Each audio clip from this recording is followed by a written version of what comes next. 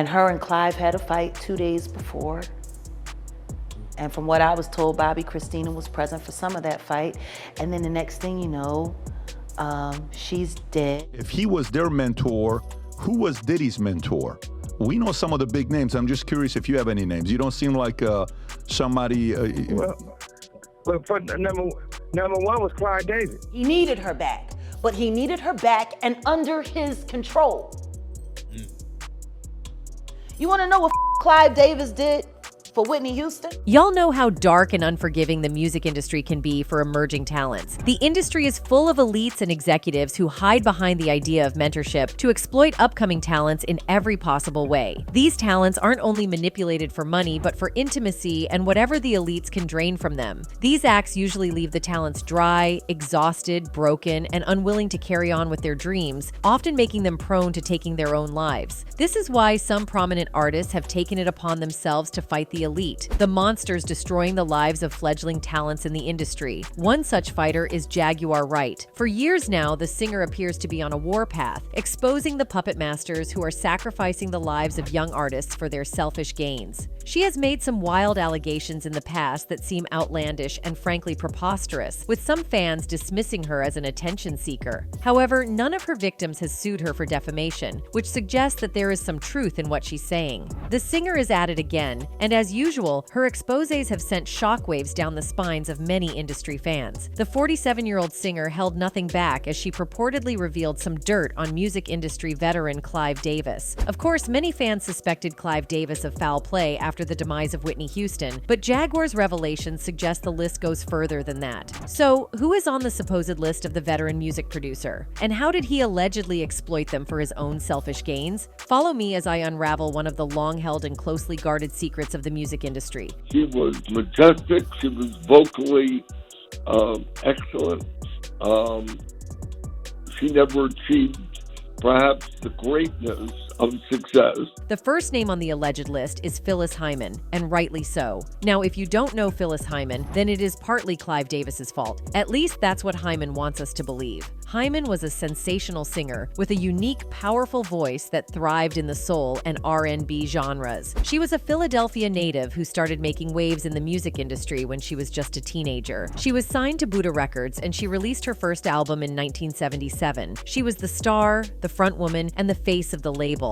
Everyone at Buddha worshipped her and assented to her every demand. She felt fulfilled and on her way to the top, but everything changed when Arista Records absorbed Buddha into its fold. Arista had other star women like Aretha Franklin, meaning Hyman was no longer the leading woman. She didn't get all the attention she had when Buddha was an independent label, but that was the least of her problems. Her major problem and the apparent cause of her fall from grace and subsequent demise is Clive Davis, the then CEO of Arista Records. Clive took a particular interest in Phyllis Hyman when Arista took over Buddha Records and wanted to turn her into a world star. In his opinion, Hyman had it all: her looks, stature, voice, intelligence, and charm. He knew she was destined for greatness and probably saw he could milk her dry. So he suggested that Hyman switch from singing R&B and soul to venturing into the pop genre. He argued that pop was the ish around the time, and there was no way any musician could break into the top 40 songs without making pop music. Therefore, he made it his life's mission to turn Hyman into a pop singer, a decision that didn't sit well with Hyman.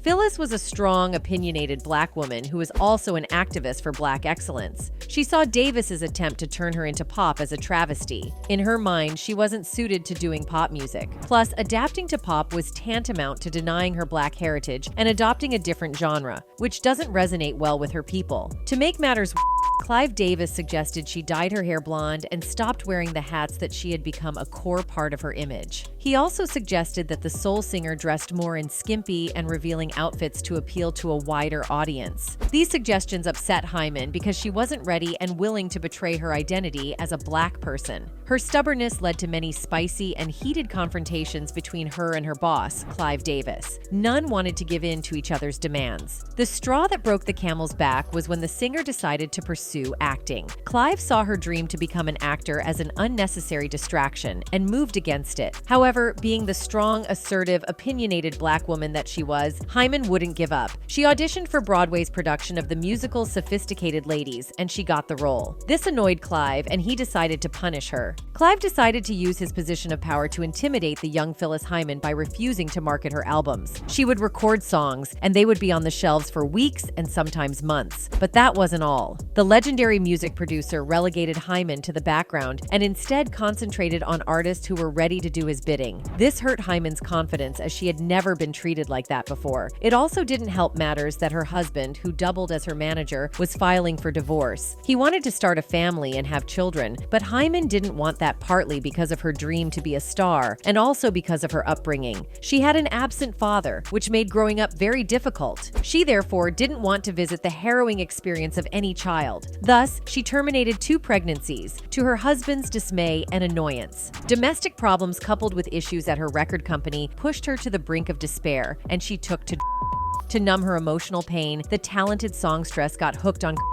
and she took barbiturates to hide her anxiety. By the time she was released from her contract with Arista in 1982, Hyman had lost all energy and the will to fight. She said this about Clive Davis: "Clive Davis taught me to never be afraid because I was so terrorized by him. Whether he meant to do it or not, I'll never know. But he sure taught me that if you try to terrorize me again, well, we can't say that on public radio. What I might do to someone who tries to hurt me like that again in this business, I'm not having it. I should be respected as I respect, and I will not have someone try to ruin my spirit and ruin my career. If his plan was to destroy my career, it didn't work." Clive's Svengali tactics had a profound impact on her life, and she was never the same again. She struggled to hit the heights she was destined to as the and her mental took the better of her. Finally, in 1995, she took her life with a note that read, "I'm tired. I'm tired. Those of you that I love know who you are. May God bless you." By the time Phyllis Hyman was exiting the scene, another of Clive Davis's alleged victims was making waves in the industry. Known as the voice for her sultry but powerful tone, she became one of the best-selling musicians of all time. Her name is Whitney Houston. Signed to Arista Records when she was just 19 years of age, Whitney would go on to become one of the best singers of her generation. Her first 2 studio albums, named after herself, both peaked at #1 on the Billboard 200 and eventually became one of the highest-selling albums of all time. Unlike Hyman, Whitney was more malleable. And what did anyone expect? She was just 19. She didn't know much of the world and didn't have the strong black identity that Hyman had. She was easily manipulated into doing pop, which eventually brought her more fame and catapulted her into global stardom. Whitney Houston became the darling of Clive Davis because she would obey his every command. She followed Clive's instructions to the latter, and she became more successful than Phyllis Hyman. But this revealed an underlying problem. Fans noticed that Clive Davis didn't pander to his artist's strengths, but rather had a cast mold that he wanted them to fit into. It was as if being a global star wasn't the artist's dream or goal, but it was Clive's. Clive probably wanted the distinguished honor of being the music producer with the highest number of global stars and would stop at nothing. It appeared he didn't care about the artists themselves as he cared about being the best producer of all time, even if it meant hurting his signees. Davis pushed his artists to the limit, forcing them to do things that would bring him fame, even if it meant losing touch with their own people, and this was evident in Whitney's life. At a point, the black community could no longer relate to Whitney's songs because they were too white or too pop. During the 1989 Soul Train Awards, Whitney Houston was booed by the black community, indicating their displeasure with her choice of genre. The songstress once complained, "Sometimes it gets down to you're not black enough for them, you're not R&B enough, you're very pop. The white audience has taken you away from them." Before then, she had already won 11 American Music Awards and 2 Grammys, achieved the biggest-selling debut album by a female artist in history, and a record-breaking 7 consecutive U.S. #1 singles. Sadly, some radio stations refused to play her music because she wasn't black enough, and they were right. What Clive Davis couldn't do with Phyllis Hyman, he successfully did with Whitney Houston. He turned the soul and gospel singer into a pop icon, suitable for white audiences but distasteful for black fans. Whitney won many awards and accrued a lot of money, but if you know the music business, you'll know that only a fraction of the money came to the artiste. The majority of it went to the label and eventually to the owner of the label, which in this case was Clive Davis. Clive sat atop the Arista food chain and pulled the strings, ensuring that every move of his artists ultimately benefited him.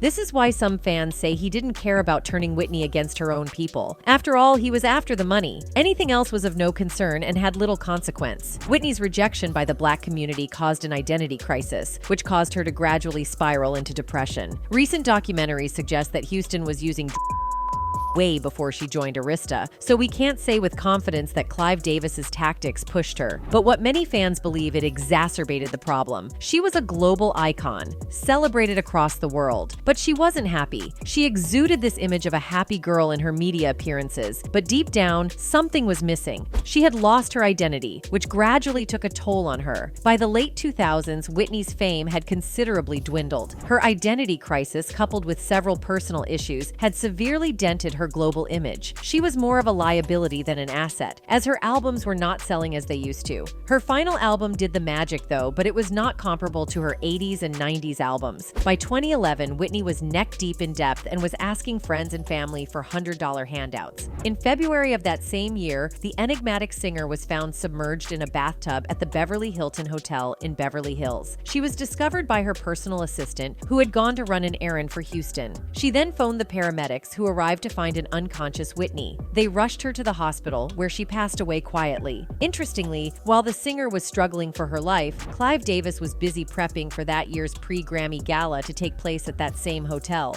Houston's demise was ruled as an attempt to take her own life, but an independent investigator found horrifying evidence that suggests that the singer was assassinated. The independent investigator claimed that Whitney's body showed signs of a scuffle between her and her attackers. He also explained, "Every indication is that she was assassinated. I've got some evidence that is pretty glaring, and I've turned it over to the appropriate law enforcement agency." First, the private investigator, Paul Hubel, pointed to the temperature of the water in the bathtub when the paramedics arrived. According to him, the water recorded a temperature of 33 degrees Celsius or 93.5 degrees Fahrenheit at the time the paramedics came in. This means that the water was way hotter before then, and the scalding marks on Whitney's lower back proved that theory. Though the official coroner's report ruled that the singer's demise was due to accidental drowning, Paul Hubel thought otherwise. He claimed not even a mentally deranged person would attempt bathing in scalding hot water. His theory was simple. Whitney owed some huge money, and they sent two men to come and shake her up for their money. The men didn't intend to end her life, but their rough tactics cost the singer her life. He even claimed that eyewitnesses said they saw the men enter and exit the lobby after their act, but fans think that there was more than Hubel wasn't telling. Instead of the supposed all fingers were pointing at Clive Davis, and here's why. They explained that Whitney was in huge debt and had become a liability to Arista, who was on the verge of folding. Thus, he hatched a plan to end her life, given what happened in the wake of Michael Jackson's demise, which we would come to later in the video. Whitney Houston would be more valuable when she passed than when she was alive, as her passing would evoke intense sympathy for the singer, causing people to purchase the albums. And it did. Whitney's album sales after her demise skyrocketed, equaling and even arguably surpassing sales when she was alive. And guess who was the ultimate beneficiary aside from Houston's estate? Clive Davis. Thus, fans think he engineered the whole thing for his ultimate benefit. Another celebrity who has allegedly suffered the Clive Davis curse is the CEO of Bad Boy Company, Puff Daddy, also known as Diddy. Diddy's case is different from Whitney and Phyllis's in that he wasn't an artist signed to Arista Records, but an intern at a rival label, Uptown Records. At Uptown, Diddy was in charge of artist and repertoire, a division that saw to it that all the rappers and singers had all that they needed for a successful album production. At Uptown, Diddy worked with the likes of Mary J. Blige and Notorious Big, helping them to produce chart-topping songs. It isn't clear what happened between Diddy and his boss then, the late Andre Harrell, which caused his firing from the label. The most popular theory suggests that the two disagreed on the direction that the label should take. He was out of a job and needed one badly to fund his excessive lifestyle, so he made a stop by Clive Davis's office. Within a few days, Clive okayed millions of dollars to Diddy to start his own music label, Bad Boy Records. Now, this revelation raised some eyebrows because people expected Diddy to present a proposal indicating how he would make money to repay the initial investment. When Clive Davis was asked why he greenlighted Diddy's request, he explained that the then 23-year-old Puffy told him rap music was the next big thing in the music industry. In his meeting with Diddy, Clive Davis once said, "When I met with Puffy, he articulated that hip-hop should be part of the top 40 mainstream and that the business would change in the future. And I said, what have you got to illustrate that point? And he played me Craig Max Flava in your ear. And he played me the then unknown artist that he felt and believed so strongly. He played me 4 or 5 cuts from Notorious Big. That was all Clive Davis needed to be convinced of. But here's where things get darker for Diddy. I said, okay, you proved your point. That's when I introduced him to the weekly, what we called singles meetings," Davis adds. I introduced him to an executive there as someone who would help lead us to the street and share in the forthcoming hip-hop revolution. Fans believe that Clive didn't hand the money to Diddy on a silver platter. Rather, it was a trade between him and Diddy. The young boy had to trade his behind for the millions when he joined the group that Davis talked about. In a recent interview on the PBD podcast, Suge Knight alluded to the same fact when he claimed that Clive Davis might have done to Diddy what he is also doing to others. Having known Diddy for decades, Suge Knight claimed that the rapper was just a regular guy until he crossed paths with Clive Davis. He explained that Davis did to Diddy what Diddy allegedly has done to the likes of Usher and Bieber. Usher once spoke of attending Diddy's supposed flavor camp for a year, but he wasn't sure whether the things he saw there were appropriate for his age then. However, it didn't end there. Fans believe that Clive mentored Diddy on how to treat artists under his label. This explains why Diddy has badly treated the likes of Cassie Ventura and Aubrey O'Day, similar to how Clive treated Phyllis Hyman and Whitney Houston. Many people also believe that Michael Jackson suffered the same fate as Diddy, but not necessarily with Clive Davis. During his time with the Jackson 5, Michael received special attention and appeared to be the darling of the group due to his age and looks. However, according to Jaguar Wright, Suzanne DePass was the one responsible for Michael Jackson's mistreatment.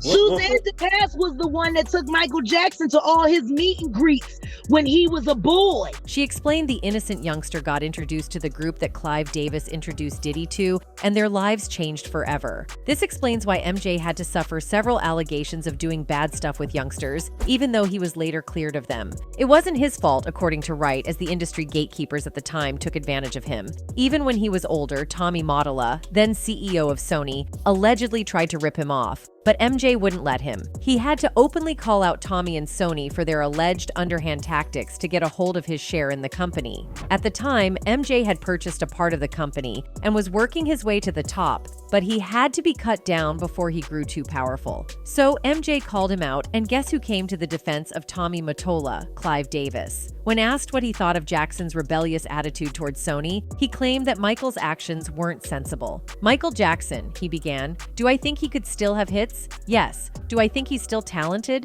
Yes. Do I think his current actions are sensible? No. I'd certainly take issue with Sony being prejudiced against black artists. I don't see any evidence of that. Fans were bemused at his answer because they didn't expect anything less. They knew Clive Davis and Tommy Mottola belonged in the same group, so he would definitely look out for his friend. Aside from MJ and Diddy, Clive is also suspected to have had an affair with soul and R&B singer Luther Vandross. Vandross' story is a bit complicated, but I'll do my best to break it down. Luther was signed to Epic Records in 1981 after leaving his group Change. At Epic, things didn't go as expected, as he felt more restricted. Thus, he sought a new challenge by signing with Clive Davis, who had just left Arista to form his own label called J Records. Luther's signing was met with much anticipation because he had had a lot of success with his band and with Epic Records. It looked like a match made in heaven as fans expected hits from the legendary producer and enigmatic singer, and they were not disappointed. However, behind the hit songs and highly successful albums was a dark secret waiting to be uncovered.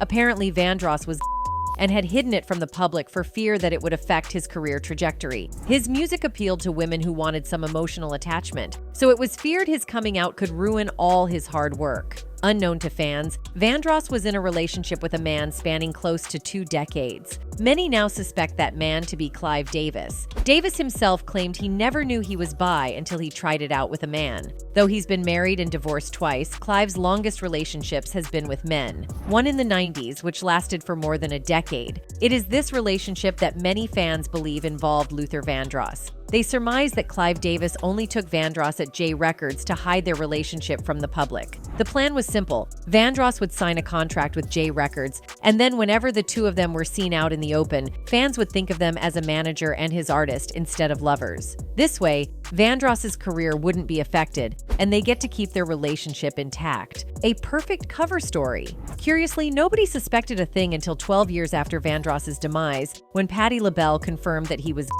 Vandross's alleged little affair with Clive Davis was a huge secret. But do you know what else was kept away from the public? TLC's almost bloody row with Clive Davis. The girl group TLC was signed by Arista and went on to release several successful projects in the early 90s. However, tensions between the group and its management arose when the group went broke in the mid-90s. Interestingly, the group didn't go broke because of mismanagement or embezzlement, but because of someone's alleged greed. The person is Clive Davis. According to Tion T-Bonds Watkins, the group learned that they had generated a fortune from their album Crazy Cool, but were shocked to receive far less than what they expected. They wanted answers, but the management was not forthcoming with satisfactory ones. So they took matters into their own hands, albeit in an unconventional way. T-Bonds Watkins explained that the group got hold of a gun and made their way straight to Clive Davis to demand some answers. They had heard how the elite at record labels squeeze their artists dry while they fatten themselves on their signees' sweat. Talking to Monique on her own show, T-Bonds narrated what went down in Clive Davis's office. "We held the record company, including founder and president Clive Davis, hostage with guns with bullets, because TLC had generated on Crazy Cool $75 million, and they gave us $50,000 apiece, and I was like, what the hell?" So, of course, Lisa Left Eye Lopes was the ringleader. We had a limo driver, and he was the getaway car. They weren't shown who had their money because L.A. Reid was the label's then CEO, while Clive was its president. So, they first stopped at L.A. Reid's office, where he was having a meeting with Diddy, then known as Puffy. We got up there and held everybody hostage, and Puffy was the one that snitched us out. He caught us because we kicked him out of the meeting. We interrupted Puffy's meeting. We were like, sorry, we really gotta handle this. We were getting sick and sweating, really working hard for this money, and wanted to know who the hell had our check. L.A. Reid, who was then Arista's CEO, said Clive did, so that's where we went. They then held Clive Davis at gunpoint, demanding an explanation of where their money went. T-Bonds continued that the meeting was resolved amicably, with Clive Davis refusing to press charges. Though they got some money, they never got what they were expecting. Interestingly, Davis still found a clever way of recouping from the girls all the money they gave them after that incident. Jaguar Wright concluded her purported expose by claiming that one day, Clive would have to pay for all the alleged crimes he has committed against his artists. She promised that she'll never relent in her efforts to expose the dark side of the entertainment business and the puppet masters behind the curtains. This draws the curtains on today's video. Thanks for watching.